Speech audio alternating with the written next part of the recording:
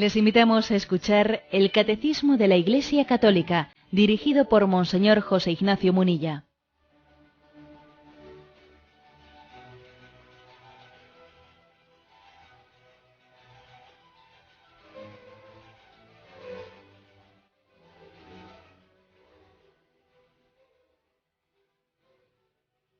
Un cordial saludo a todos los oyentes de Radio María.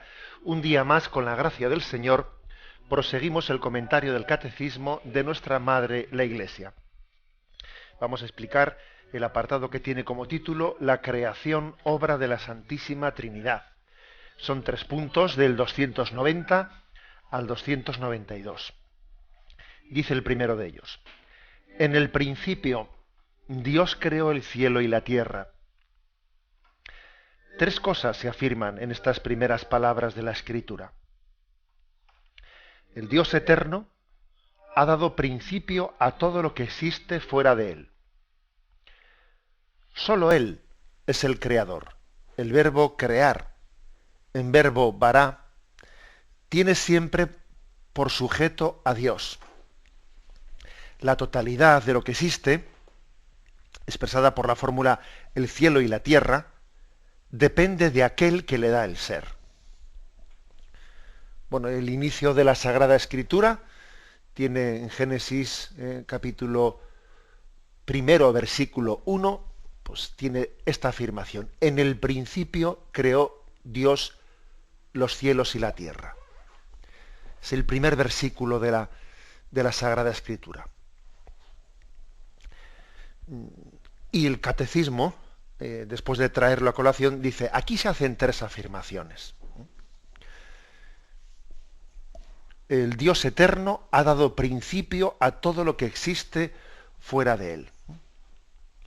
Es decir, hay una afirmación primera, que es que todo cuanto ha sido creado, está mantenido por Dios, ha tenido en Él su origen. No hay nada que no tenga su origen en Dios. Dios es el principio de todo cuanto existe. No hay una parte de la creación que venga de Dios y otra parte de la creación que venga pues de un antidios, como a veces se han explicado, ¿no? Como si hubiese 2 principios, el principio del bien y el principio del mal, el Dios y el antidios. No. Aquí hay un principio único, es una afirmación clara de la Sagrada Escritura. Otra afirmación importante: que Dios creó el mundo por sí mismo, que el poder creador de Dios no es transmisible, es incomunicable. O sea, el hecho de crear, dice aquí la Sagrada Escritura, solo puede tener a Dios como autor. No es transferible. Fijaros incluso una cosa, y es la siguiente. Dios puede comunicar muchas obras que son propiamente divinas, o sea, acciones divinas. Por ejemplo, solo Dios puede perdonar los pecados, pero puede comunicar también al hombre el poder de perdonar los pecados. Solo Dios perdona, pero nos puede hacer a nosotros ministros del perdón. Sin embargo, solo Dios puede crear, y a nosotros no nos puede comunicar la capacidad de creación de la nada. El crear de la nada es algo incomunicable, solamente lo puede hacer Dios. Por eso uno de los puntos por los que a la hora de comprender la divinidad de Jesucristo, la divinidad del Espíritu Santo, como en la Sagrada Escritura, en distintos momentos, ¿no?, se habla de que Jesucristo, el Verbo, es el creador del mundo, por Él se hizo todo cuanto se ha hecho, pues por eso sabemos también, es un dato añadido para conocer su divinidad. Si el Verbo, si la segunda persona de la Santísima Trinidad y el Espíritu Santo, la tercera, son creadores también, pues obviamente entonces son Dios también, porque crear es cosa de Dios. Crear no puede hacerlo quien es criatura. Eso es imposible. no es transmisible el poder de creación, es incomunicable. También se habla, también se está afirmando detrás de esa expresión, en el principio Dios creó cielo y tierra, se habla de una acción realizada por propia voluntad, sin coacción alguna exterior ni obligación interior. Dios podía crear o no crear, podía crear este mundo o haber hecho otro distinto. O sea, es una acción soberana. Es una acción soberana de Dios. Nosotros somos muy dados a ¿y por qué? ¿Y por qué esto? ¿Y por qué no lo otro? ¿Y por qué no lo otro? Entonces, no, vamos a ver, la voluntad de Dios es eterna. No es caprichosa, porque la palabra, pero es una voluntad eterna y soberana a la cual nosotros pues, nos podemos asomar y vamos comprendiendo que esa voluntad siempre está ligada al designio de amor. Pero claro, a la hora de intentar nosotros, ¿y por qué? ¿Y por qué? ¿Y por qué? Pues tendremos que concluir diciendo, Dios sabe más. ¿Quién soy yo para pedirle cuentas a Dios? Dios podía haber hecho un mundo más inmenso del que ha hecho. Pues claro que podía haberlo hecho. ¿Podía haberlo hecho más pequeño? Por supuesto que podía haberlo hecho. ¿Este mundo que Dios ha creado es el más perfecto de los posibles? No. No, Dios es infinito. Podía haber hecho un mundo con un grado de perfección superior, también inferior, porque hay que decir que la inmensidad del universo, desde luego, llama la atención no por poco, sino por mucho. Por lo mucho, no por lo poco. Pero, sin embargo, Dios ha sido libre en su acto de creación, sin ninguna coacción externa ni externa, Él ha llegado por propia voluntad. Otra afirmación importante, ¿no?, que se dice aquí: en el principio Dios creó cielo y tierra. O sea que el mundo fue creado en el tiempo y por lo tanto no es eterno. Tiene un principio en el tiempo. Esta también es una afirmación importante. Nosotros conocemos desde el punto de vista de la fe que el mundo no es eterno, que tuvo un origen en el tiempo. Es más, que al crear el mundo, Dios lo creó en el tiempo y en el espacio. O sea, los parámetros de espacio y tiempo forman parte de la creación del mundo. El tiempo también es una creación de Dios. El espacio también es una creación de Dios. Dios está fuera del espacio y está fuera del tiempo. Y al crear el mundo, lo ha creado. Es como un pintor que pinta un cuadro, claro, y al pintar un cuadro lo pinta en un espacio pues de 60 centímetros de ancho por 30 de alto. Y lo que él pinta lo pinta en un espacio y lo enmarca y le pone un cuadro. Algo así es Dios, la creación de Dios, que al plasmarlo lo plasman en un espacio y en un tiempo que comienza el tiempo cero con su acto creador. Bueno, pues tiene importancia esta afirmación. Claro, la ciencia, desde el punto de vista científico, no se ha llegado a concluir el hecho del principio del mundo. Sí que es verdad que tenemos afirmaciones científicas muy interesantes, como puede ser el hecho de que el Big Bang, el origen de esta gran explosión a partir de la cual se va conformando el universo, tal y como hoy en día lo conocemos, pues ese Big Bang tuvo lugar hace unos 12.000 millones de años, 13.000 millones de años, 14.000, más o menos, según afirman los científicos. Y claro, pues sí que parece que ese dato se aproxima bastante a la afirmación teológica de que el mundo tiene un origen en el tiempo. Máxime cuando los científicos dicen que la masa del universo estaba toda ella pues en una molécula que tuvo una explosión tremenda, y era tal la densidad que tenía toda la masa del universo concentrada en una pequeña molécula antes de la explosión, que no pudo estar sino milésimas o millonésimas de segundo sin explotar por la densidad tan grande que tenía.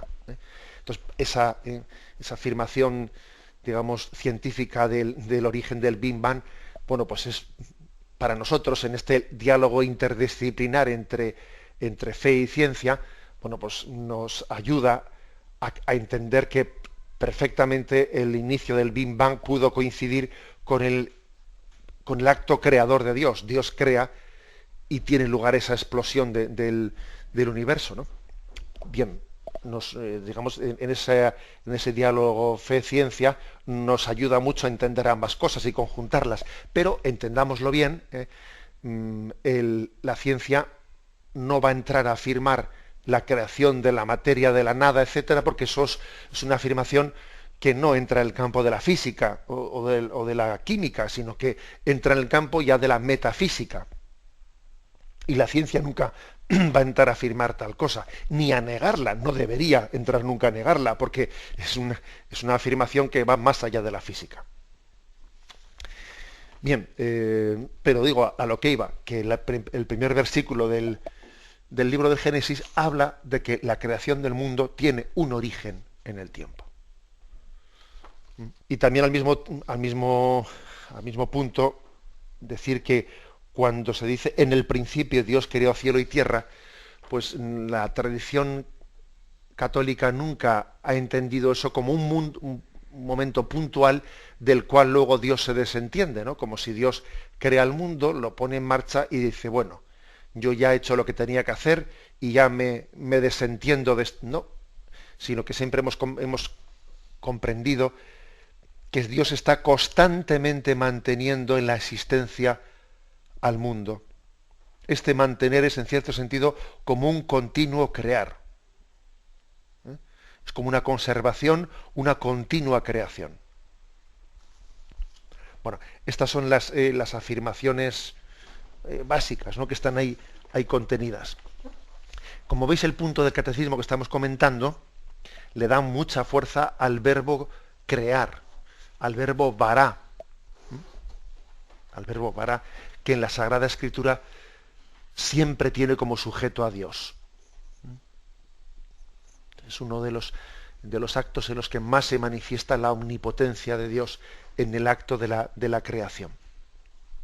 Bien, pues este es el primer punto, el primer versículo, en el principio, y acordaros cómo Jesús, tenemos ocasión un día próximo de hacer referencia a ello, acordaros cómo Jesucristo, en más de una ocasión en la Sagrada Escritura, dice, en el principio, al principio, Dios los creó hombre y mujer. En el principio, es decir, Jesucristo se remite a aquel primer momento, al principio de la creación, como un lugar especial para conocer la voluntad de Dios. Porque después, en el decurso de la historia, muchas veces se ha ido deformando, pues la imagen que Dios ha ido creando en nosotros. Es como cuando una moneda sale recién acuñada de la casa de moneda, pues esa moneda tiene perfectamente inscrita pues la imagen del presidente de gobierno de turno, o del César, o de quien fuere, y tiene también las inscripciones escritas pues con mucha precisión, ¿no? La precisión de, bueno, pues $1, €1, un lo que sea, está perfectamente escrito, se ve, está recién salida, ¿no?, de la casa de la moneda, recién acuñada. ¿Qué ocurre? Que con el paso del tiempo, la moneda va de mano en mano y tiene tantos miles y millones de usuarios que se va poco a poco borrando la nitidez con la que fue, por mucho que sea de bronce, por mucho que sea, bueno, del metal que fuere, de cobre, se va borrando pues todos los rasgos nítidos del rostro del presidente de gobierno, o incluso las inscripciones, las letras que tiene, y con el paso del tiempo cuesta, ¿no?, conocer esa moneda. Entonces hay que remitirse al principio. En el principio, ¿cómo era esa moneda? En el principio, ¿qué es lo que ponía allí? ¿Qué es lo que se escribía? Por eso Jesús, más de una ocasión en la Sagrada Escritura, se refiere, en el principio Dios no lo creó así. En el principio, es decir, tenemos que recurrir al principio para ver también cuál fue la voluntad creadora de Dios. Porque nosotros después, con el paso de los años y de los siglos, y por influjo de nuestro pecado, hemos ido emborronando lo que Dios creó con mucha nitidez. De ahí la importancia de el primer capítulo y el primer versículo del Génesis. En el principio Dios creó el cielo y la tierra. Tenemos un momento de reflexión y continuaremos enseguida.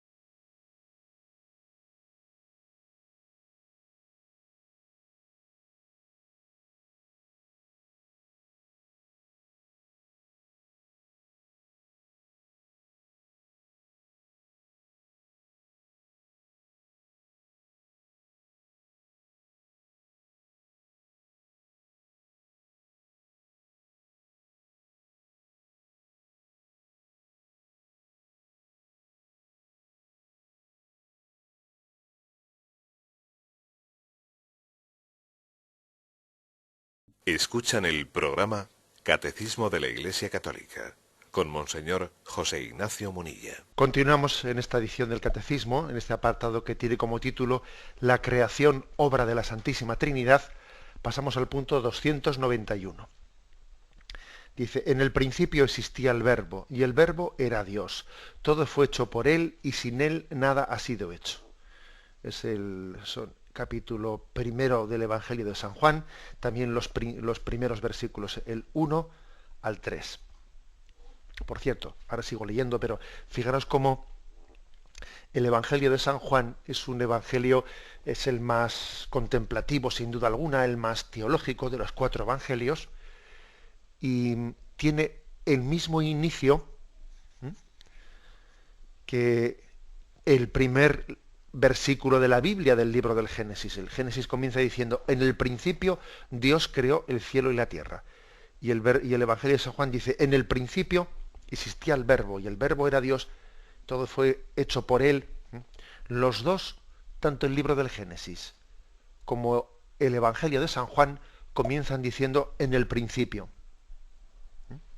La diferencia está en que el Evangelio de San Juan, como es el Nuevo Testamento, nos habla de Jesucristo, del Verbo. O sea, es la revelación del Verbo, de la segunda persona de la Santísima Trinidad, que en el Antiguo Testamento todavía no hacía más que asomarse, no estaba revelado, no había llegado a la plenitud de la revelación en Jesucristo.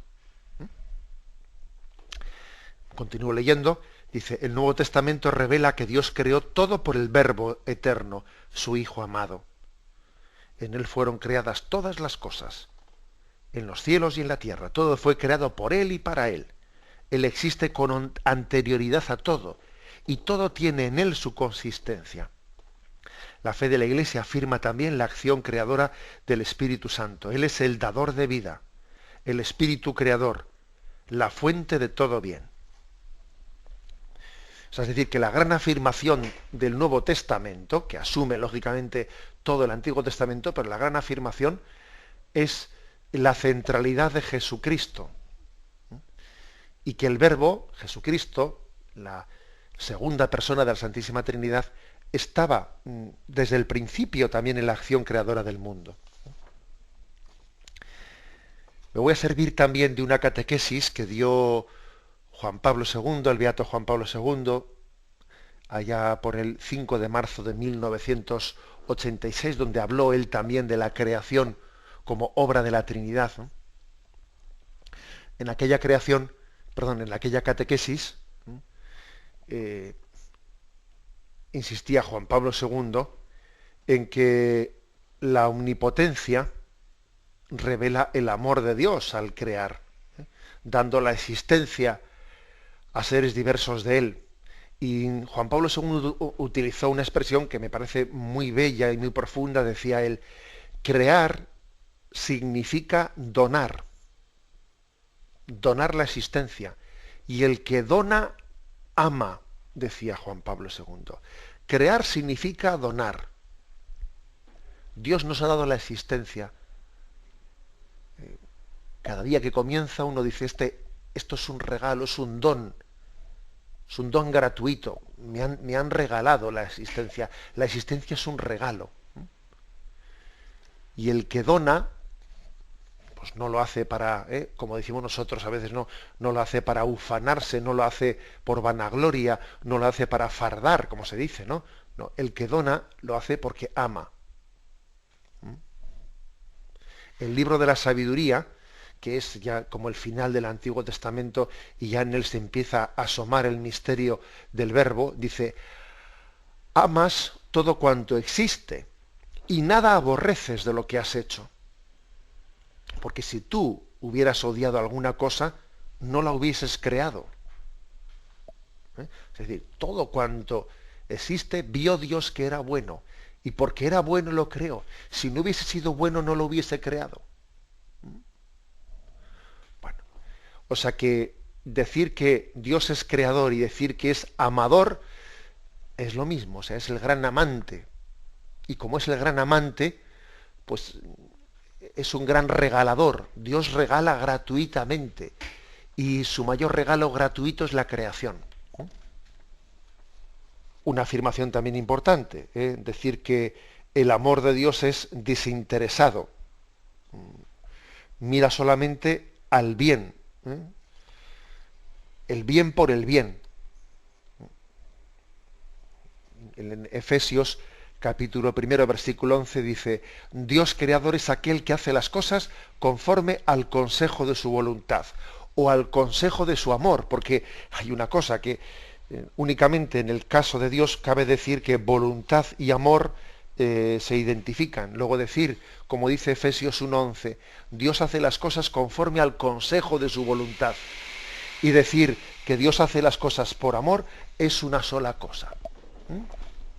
Es lo mismo. En nosotros puede ocurrir que lo hago por mi voluntad y lo hago por amor, no coincidan. Porque puede ocurrir que nuestra voluntad tenga pues muchos vericuetos, muchos rincones, muchos motivos ocultos que no. Pero en el caso de Dios, lo hago porque quiero y lo hago por amor, es lo mismo. En nosotros, por desgracia, eso muchas veces no coincide. Lo hago porque quiero y lo hago por amor, no coincide. En Dios sí, en Dios coincide. Luego el motor del mundo ha sido el amor. Es la razón de ser de este mundo. Y por eso cuando no vivimos conforme al amor, esto chirría, porque si el motor del mundo ha sido el amor, y tú pretendes vivir no por amor, sino por egoísmos y por intereses particulares, es que esto chirría y no vamos a ser felices así nunca. Tenemos que vivir esta vida conjugándonos al espíritu con el que ha sido creado el mundo. Y ese espíritu con el que ha sido creado el mundo ha sido el amor de Dios, el amor que se tienen entre el Padre y el Hijo, que es el Espíritu Santo. Eso es lo que ha creado el mundo.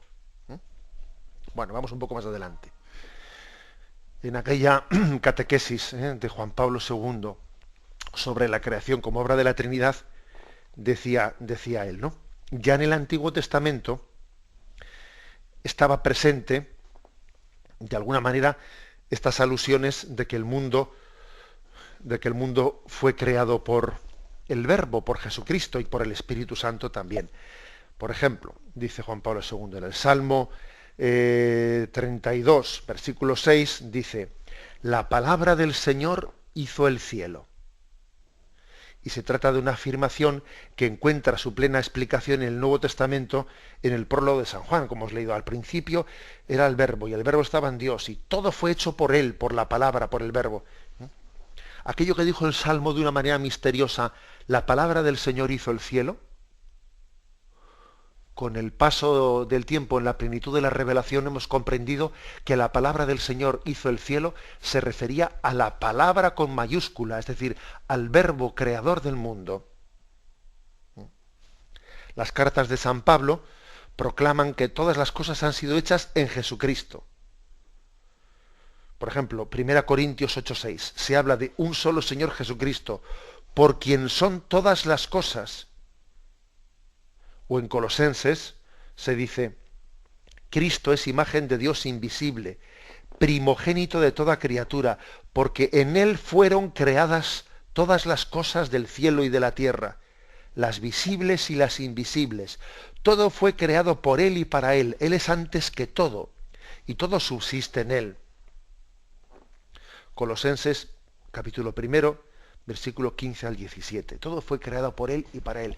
Estas afirmaciones, fijaros que las decimos de ese Verbo que se encarnó en Jesucristo. Luego, ese Jesús que se paseaba por Galilea, ese Jesús que vivía también oculto en la vida de Nazaret, ese Jesús adolescente, ese Jesús niño, ese Jesús en brazos de María, su madre, ese Jesús es el creador del mundo.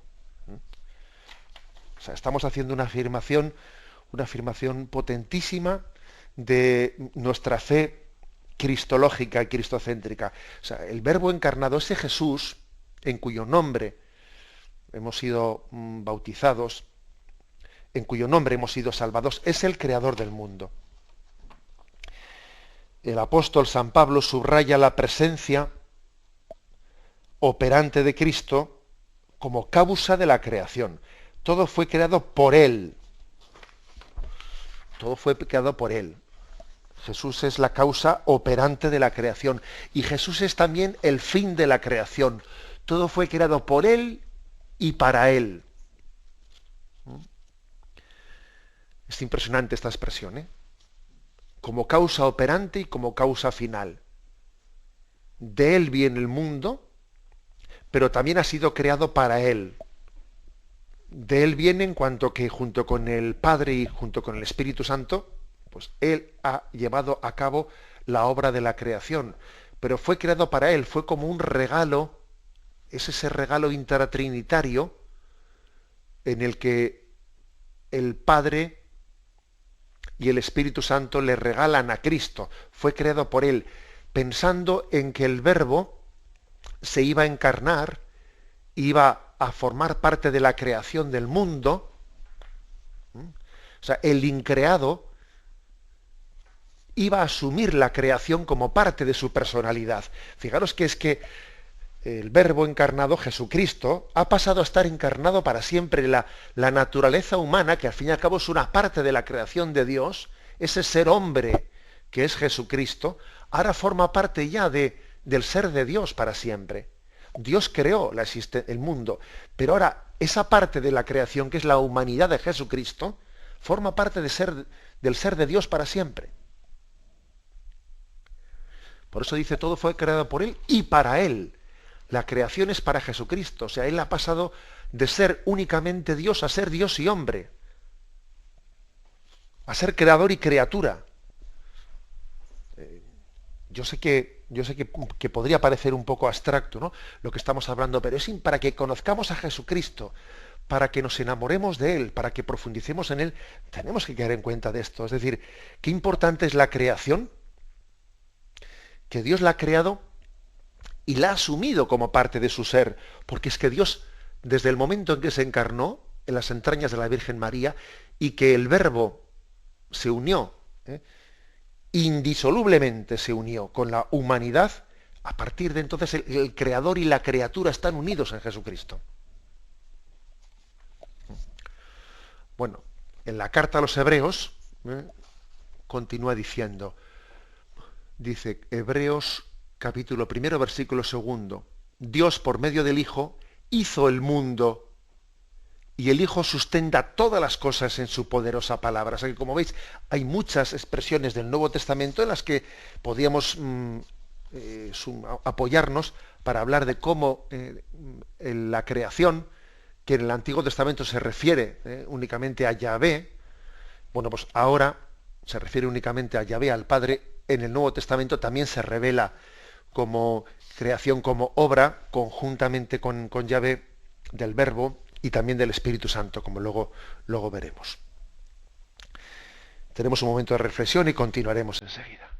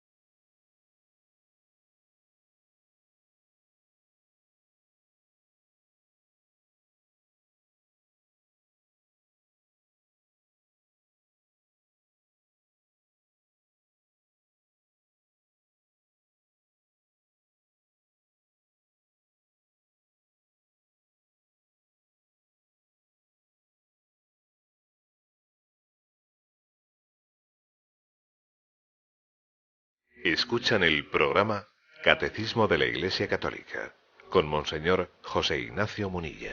Continuamos en esta edición del Catecismo, pasando del punto 291 al punto 292.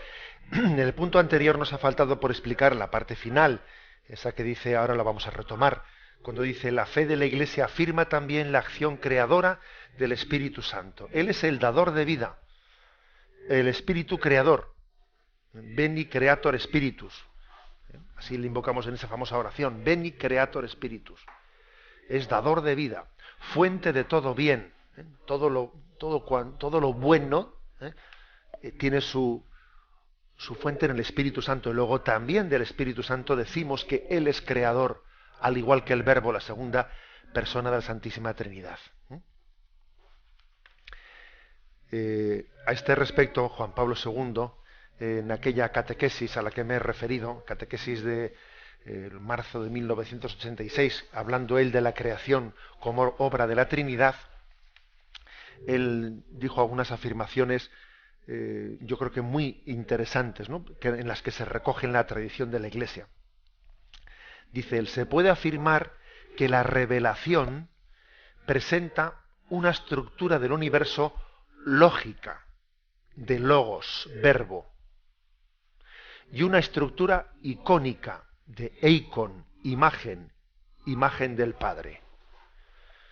Efectivamente, desde los tiempos de los padres de la Iglesia se ha consolidado la enseñanza según la cual la creación lleva en sí los vestigios de la Trinidad, decía Juan Pablo II, los vestigia Trinitatis. O sea, en la creación es como si estuviese de alguna manera las huellas dactilares, permitidme la expresión, del Padre, del Hijo y del Espíritu Santo. La creación es obra del Padre por el Hijo en el Espíritu Santo. Y esas expresiones que he utilizado, que pueden parecer así un tanto, que por una parte la estructura del universo es lógica en el sentido de que el Logos, el Verbo, la segunda persona de la Santísima Trinidad, ¿no? Pues ha dejado marcada su huella en la creación, y al mismo tiempo es una estructura no solo lógica del Logos, sino también, dice, icónica, porque es icono, es imagen del Dios Padre. Bueno, pues si en la creación está la huella del Padre y está la huella del Hijo, nos falta por ahora por ver dónde está la huella del Espíritu Santo. Y dice, continúa Juan Pablo II, cada una de las criaturas no solo son palabras del Verbo, como las que el Creador manifiesta a nuestra inteligencia, sino que son también dones de Dios. Cada criatura es un don del don, y lleva así la impronta del Espíritu Santo, el Espíritu Creador. En la medida en que todo lo creado es un don del don, y el don es el Espíritu Santo, y los dones del Espíritu Santo son pues tan numerosos e infinitos, iba a decir, como la creación misma. Luego, porque vemos en este mundo una imagen vemos que en él tiene las huellas del Padre.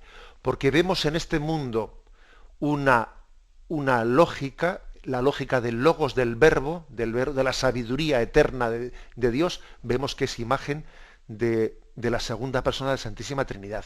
Y porque vemos que en este mundo, es un don, es un regalo de amor, vemos que es imagen del Espíritu Santo. Aquí están las tres huellas de la Santísima Trinidad. Lo repito. Porque vemos que este mundo es una imagen de la grandeza, es un icono de la grandeza de Dios, es imagen del Padre. Tiene la huella del Padre. Porque vemos que este mundo tiene una sabiduría, es participación de la sabiduría de Dios, vemos que tiene la huella del Verbo, de la segunda persona de la Santísima Trinidad, del Verbo, de la palabra. Y porque vemos que este mundo es un don, un regalo, es un don, imagen del regalo del amor de Dios, tiene las huellas del Espíritu Santo. O sea, esos vestigios de la Trinidad los vemos en estas tres, digamos, facetas a las que he hecho referencia. El mundo como icono de Dios, ahí vemos la imagen del Padre. El mundo como la palabra de Dios, como la razón de Dios, la sabiduría de Dios, ahí vemos a la imagen del Hijo. Y el mundo como regalo de amor de Dios, ahí vemos la imagen del Espíritu Santo. Bueno, pues esta es la catequesis que hizo allí Juan Pablo II, que como veis es muy profunda, pero que nos ayuda también a crecer en nuestra espiritualidad trinitaria. Y en esa espiritualidad también en la que los creyentes confesamos a Dios como creador del mundo. Y terminaba Juan Pablo II diciendo, la creación es obra de Dios uno y trino. El mundo creado en el Verbo Hijo es restituido juntamente con el Hijo al Padre por medio de ese don increado, consustancial a ambos, que es el Espíritu Santo. Bueno, aquí esta expresión a mí me sugiere que hay un misterio, eso de que todo fue creado por Él y para Él. Aquí se completa con lo siguiente, ¿no? Dice que el mundo creado es restituido, es como si Dios hubiese dado el mundo, nos hubiese dado el mundo a nosotros, y ahora Jesucristo, hecho hombre, se lo devuelve a Dios. El mundo es un regalo de Dios al mundo, de Dios a nosotros. Y ahora nosotros en Jesucristo le devolvemos el mundo, este regalo a Dios. Todo fue creado por Él y para Él. Por Él, porque Él tiene el origen del regalo. Y ahora nosotros, teniendo a Jesucristo hecho hombre, como nosotros, le devolvemos el regalo a Dios Padre. Aquí estaría un poco el resumen de toda la catequesis de la Trinidad. El mundo ha sido un regalo de amor del Padre a nosotros en Jesucristo. Y ahora nosotros le devolvemos el regalo en Jesucristo, se lo devolvemos al Padre por el mismo amor del Espíritu Santo, que fue el amor que llevó a crear el mundo. Ahora el mismo amor nos lleva a devolvérselo a Dios Padre. Esta es la espiritualidad creacional. Entender el mundo como un regalo de Dios, que nosotros estamos llamados como a devolvérselo. Es tuyo, tú me lo distes por amor, yo te lo entrego a ti por amor. Quiero aprovechar mi vida en un acto intenso de amor y quiero vivir todo por ti y para ti. Terminaba Juan Pablo II diciendo en aquella catequesis: la creación del mundo es obra del amor. El universo, don creado, brota del don increado, del amor recíproco del Padre y del Hijo, de la Santísima Trinidad. Bien, pues nosotros estamos inmersos en esa obra de la creación.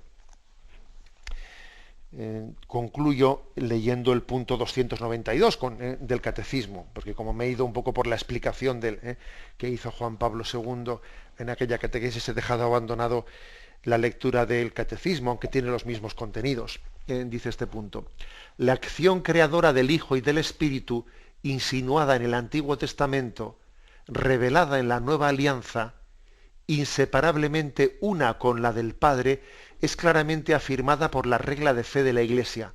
Solo existe un Dios, es el Padre, es Dios, es el Creador, es el Autor, es el Ordenador.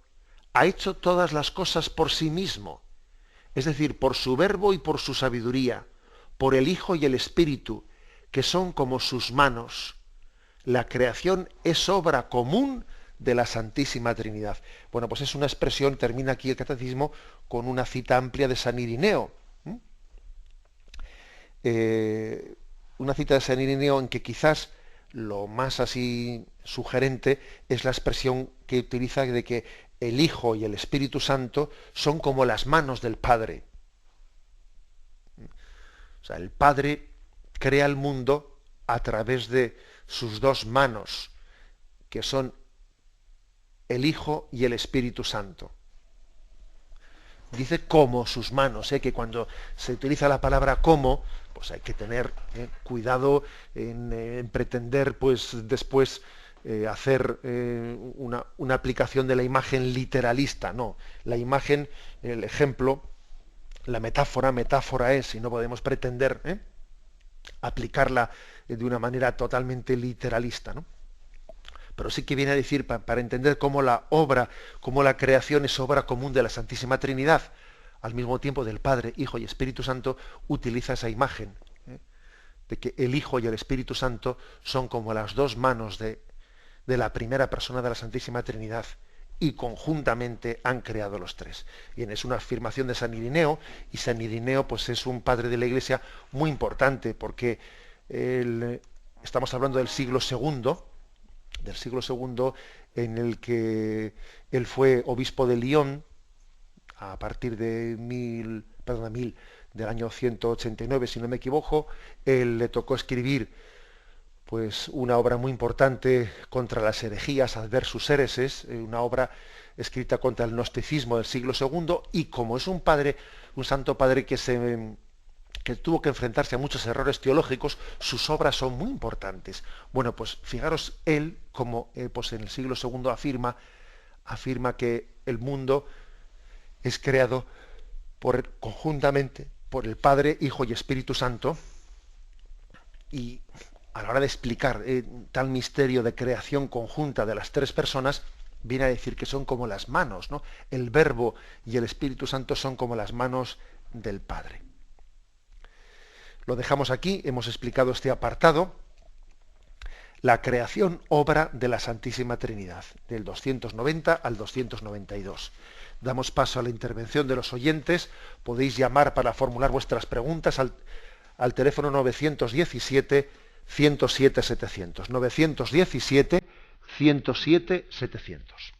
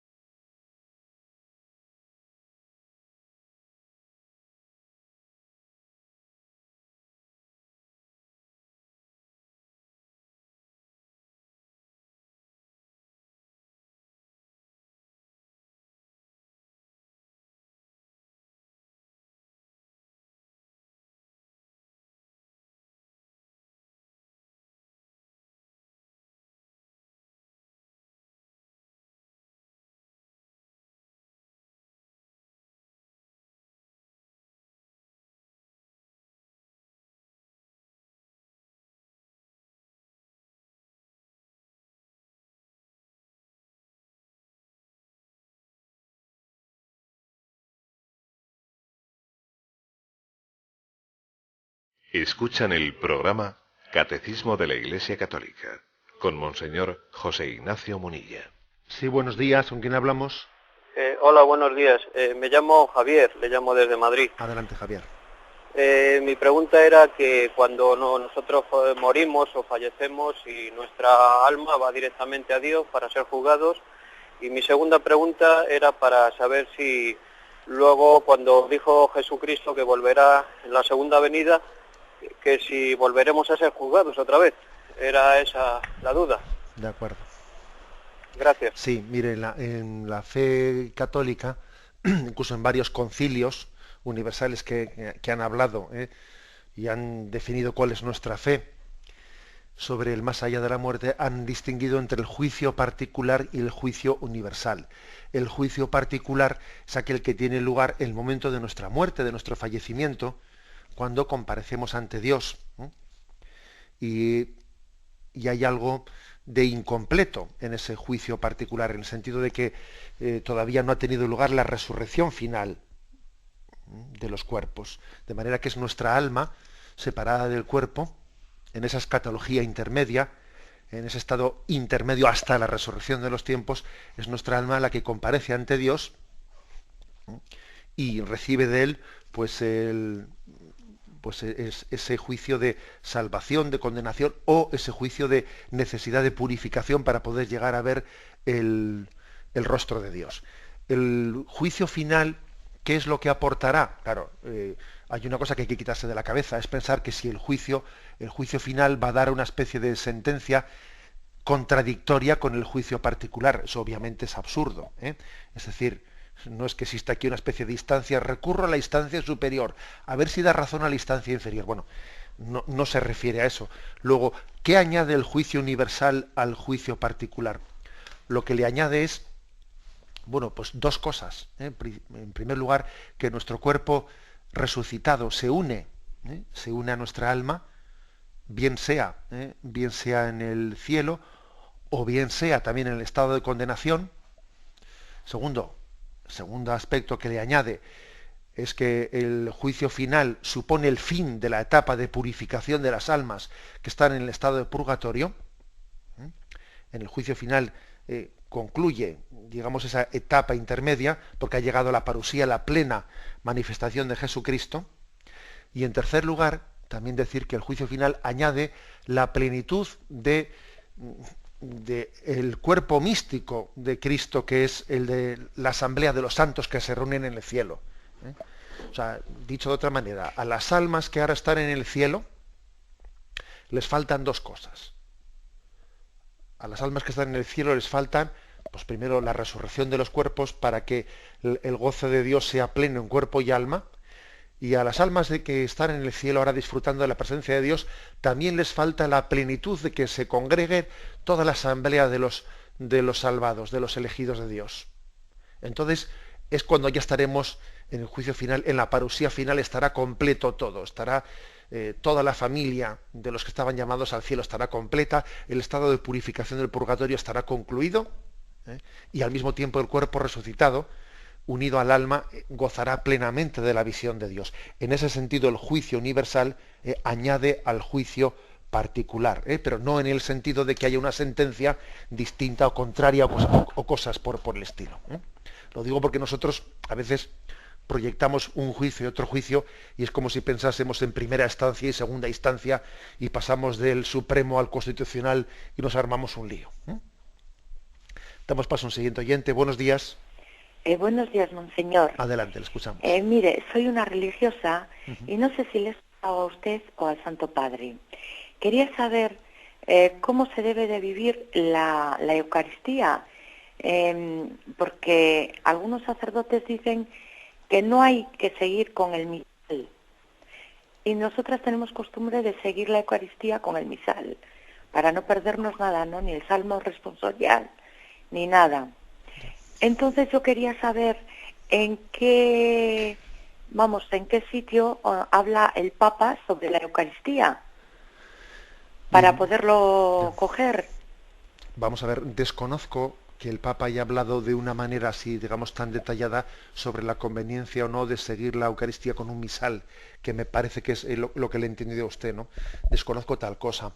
Yo creo que la costumbre de seguir la Santa Misa con el misal, con un libro, pues puede ser aconsejable en la medida en que a algunas personas les ayude a no distraerse, a atender mejor las lecturas, las respuestas, etcétera, ¿eh? Y yo creo que de los instrumentos hay que servirse en tanto y cuanto nos ayuden. Otro dirá, a mí me ayuda mucho, pero me ayuda el prepararlo antes en mi casa y llegar allí ya pues con los textos los preparados. Quiero decir que la Iglesia no va a dar una norma, digamos, tan puntual, puntual sobre si sí o si no para todos, sino que es un medio del cual uno puede servirse o no servirse, pues dependiendo de sus propias características, ¿eh? No sé si le he entendido bien la pregunta del oyente, pero si es eso a lo que se refería. Aunque sea brevemente, vamos a pasar a un último oyente. Buenos días. Sí. Hola, buenos días, Sí. don José Ignacio. Estoy encantada de escucharlo y a veces lo escuchamos por internet, mi hija y yo. Mire, la pregunta que yo hago es, yo me llamo María Jesús, dice, los limpios de corazón verán a Dios y desde ya los que están en gracia de Dios lo están viendo. No sé si estoy diciendo bien las cosas. Y la otra pregunta que le hago es un poquito así parecida pero diferente, ¿no? Es decir, entonces una persona que está en pecado, ¿eh? Y sigue, y además sigue y sigue, erra en pecado, ¿qué está en el infierno? Vamos a ver, la expresión los limpios de corazón verán a Dios, de alguna manera hace referencia al más allá, pero también nos da a entender que quien vive en gracia de Dios, como usted decía, quien vive plenamente abierto al misterio de Dios, ve también de alguna manera la gloria de Dios en esta vida en la medida en que se puede ver, ¿eh? O sea, la visión beatífica únicamente existe en la próxima vida. Ese grado de visión de Dios aquí no lo tenemos. Pero sí que hay de alguna manera, sin ser visión beatífica, una cierta visión de la gloria de Dios aquí. Uno, desde la fe y desde la sensibilidad que da el don del Espíritu Santo, percibe la gloria de Dios, pues en el amor del que está envuelto y en tantas cosas que las percibe como regalo de Dios. Luego sí que es verdad que la visión beatífica del más allá suele ir precedida de una sensibilidad para gozar de la gloria de Dios de la que estamos rodeados. Y también lo mismo referido a la condenación eterna, es decir, la cerrazón plena a la gloria de Dios que supone el estado de la condenación eterna, suele ser también precedida, lógicamente, en esta vida, de un cerrarse, de un obcecarse, de un rechazar plenamente, ¿no? esa gloria de Dios en esta vida. Tenemos el tiempo cumplido. La bendición de Dios Todopoderoso, Padre, Hijo y Espíritu Santo, descienda sobre vosotros. Alabado sea Jesucristo.